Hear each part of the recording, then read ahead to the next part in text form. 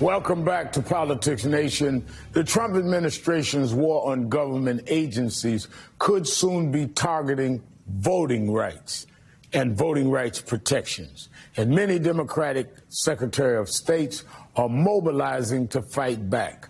Joining me now is Secretary of the State of Connecticut, Stephanie Thomas, who's also the Vice Chair of the Democratic Association of Secretaries of State.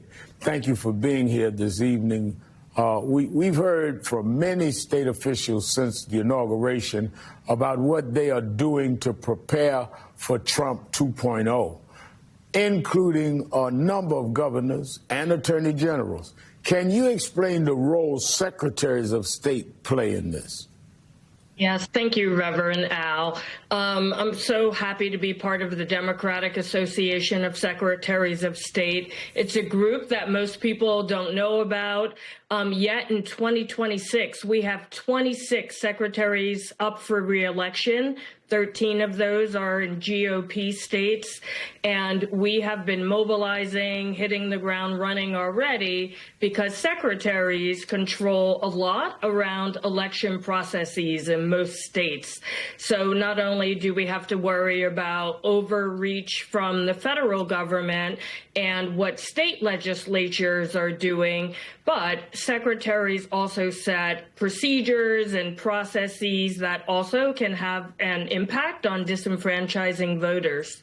Now, Federal Election Commission Commissioner and Chair Ellen Weintraub says she is exploring her options after receiving a termination letter from the White House. A firing, Weintraub says, is not legal. Take a listen to what she had to say on our air earlier today. There is this widespread attempt to get rid of people who might not agree with what the current administration views as their view of the law, their view of how the world ought to be functioning. And that is very bad for America, to eliminate opposition voices.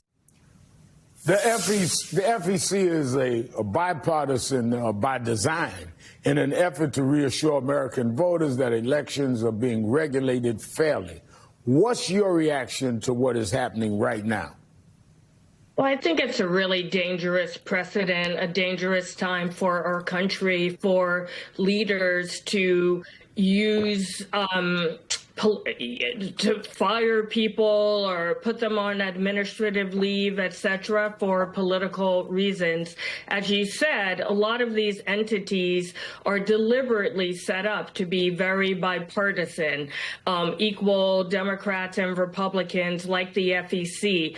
All of these groups also have regulations and bylaws, etc., policies around when and how someone can be removed. So to try to leapfrog over that process, I think it's dangerous.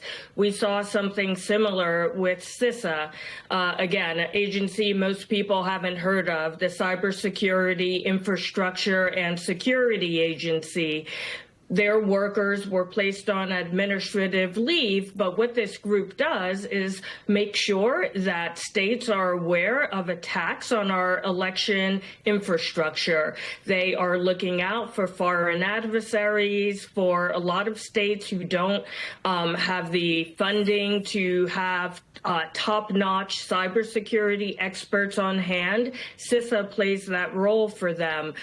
So all of these moves, I think, are not only bad for democracy, but very dangerous for the American public. Now, in addition to going after the FEC, President Trump has floated the idea of using political blackmail to force states to adopt voting rules critics say are suppressive. In California, Trump has suggested tying wildfire aid to voter ID legislation.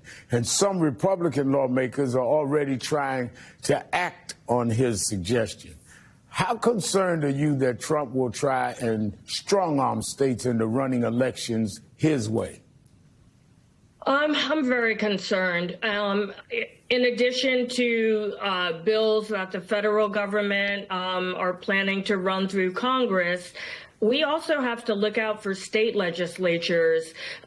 We have seen probably 200 bills restricting voter access be introduced already this year. Connecticut started early voting for the first time in 2024, wildly successful. 41% of our voters used in-person early voting. Yet around the country, we've seen a handful of bills come up already trying to restrict early voting. I think the American public needs to be very concerned because a lot of these policies have come up amid people are fanning the flames around non-citizen voting, which I think is a false narrative out there. But they're saying that, but they're trying to make it harder for all Americans to vote, whether you're a college student, a woman who has changed her last name, the elderly, people of color, the disabled, low-income people. These are all communities that can be impacted by the bills coming out of the federal government and some state legislatures. Now, the next major test for our democracy will be the midterm elections. Are you confident those elections can be held freely and fairly without interference from Trump or his GOP allies in Congress? And what can secretaries of state do to protect the vote? I think secretaries, most of us have run for office because we believe in a government for the people and by the people. And as such, we want to make sure that not only elections are run safely and securely, but that people have access to the polls.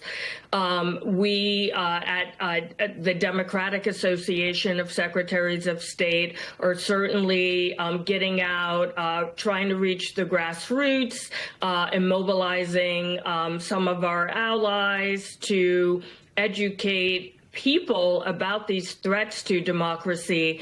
What we found in 2020, 2022, and even 2024 is that when people know that their freedoms are at risk and that their democracy is at risk, they have shown up to support Democratic secretaries. So we are going to build on that strong foundation and really try to reach people where they are so that they can hopefully sweep us to greater victory in 2026.